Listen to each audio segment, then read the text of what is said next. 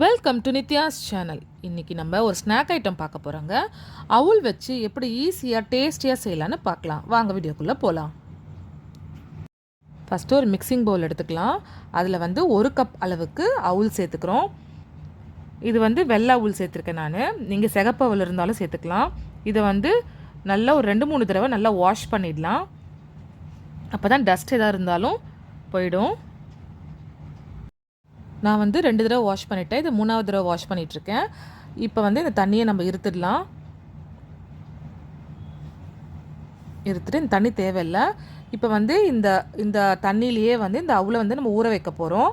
இந்த அவுல் மிதக்கிற அளவுக்கு முழுகிற அளவுக்கு தண்ணி இருந்தால் போதும். இந்த அளவுக்கு பாருங்கள். இப்போ இது நம்ம ஊற வைக்க போகிறோம். ஒரு 10 மினிட்ஸ் ஊறினா போதும். நடுவில் நம்ம இதை கலந்து விட்டு மூடி வச்சு நம்ம இதை ஊற வச்சு எடுத்துக்கலாம்.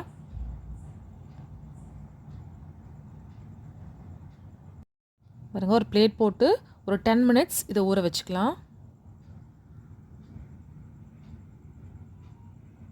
ஒரு 5 மினிட்ஸ் கழித்து திறந்து பார்த்தோன்னா ஓரளவுக்கு நல்லா ஊறி இருக்குது.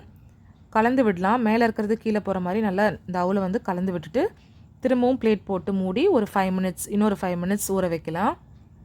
இது நல்லா ஊறணும்.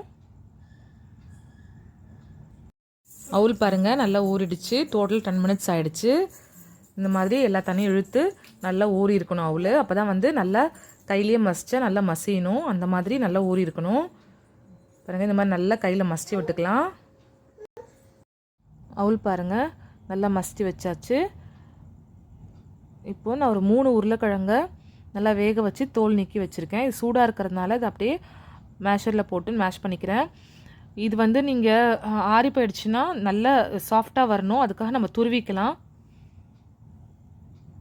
நல்லா இந்த கட்டிகள் எல்லாம் இல்லாமல் நல்லா மசிஞ்சிருக்கணும் இது மாவு மாதிரி. அப்போ தான் மாவு பிசையும் போது கட்டி கட்டியாக லம்ஸ் இல்லாமல் இருக்கும். நல்லா குழஞ்சி வந்துருச்சு. இப்போ இதில் அந்த ஏற்கனவே நம்ம கையில் மசிச்சு வச்ச அவுலை சேர்த்துக்கலாம். கூடவே ஒரு 3 ஸ்பூன் அளவுக்கு அரிசி மாவு சேர்த்துக்கலாம்.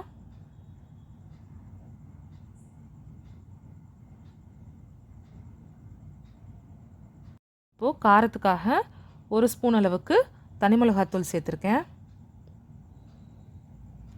சில்லி ஃப்ளேக்ஸ் சேர்க்குறதுனாலும் சேர்த்துக்கலாம். இப்போது தேவையான அளவுக்கு சால்ட்டு சேர்த்துக்கிறோம். சேர்த்துட்டு இது எல்லாத்தையும் மிக்ஸ் பண்ணிக்கலாம். பாருங்கள், இது எல்லாத்தையும் நல்லா மிக்ஸ் பண்ணியாச்சு.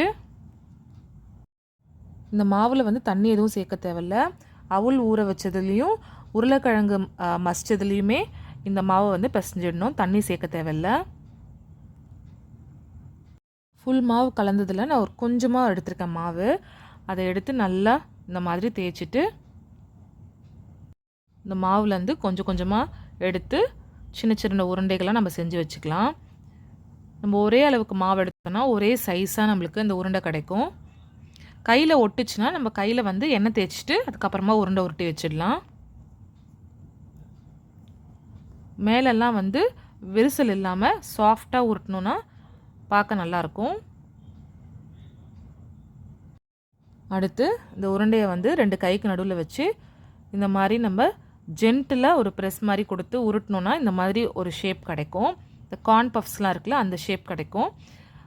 அந்த மாதிரி நம்ம செய்கிறோம் எல்லாத்தையும். எல்லா மாவையுமே நம்ம உருண்டை உருட்டி வச்சுட்டு இந்த மாதிரி ஒரு ஷேப் கொடுத்து வச்சுக்கலாம். ஃபஸ்ட்டு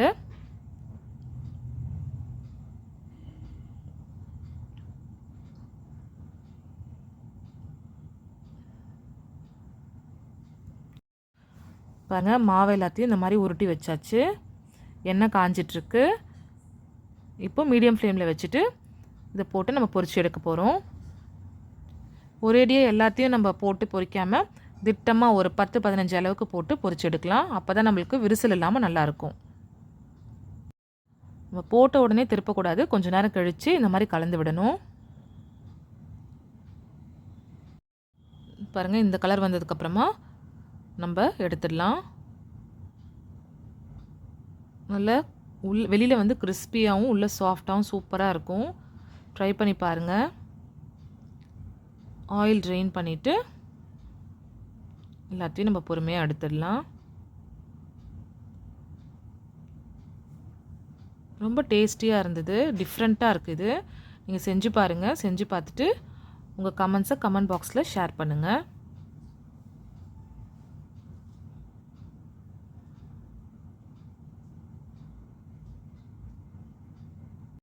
சூப்பரான இந்த அவுல் பொட்டேட்டோ ஸ்நாக்ஸ் ரெடி ஆகிடுச்சு.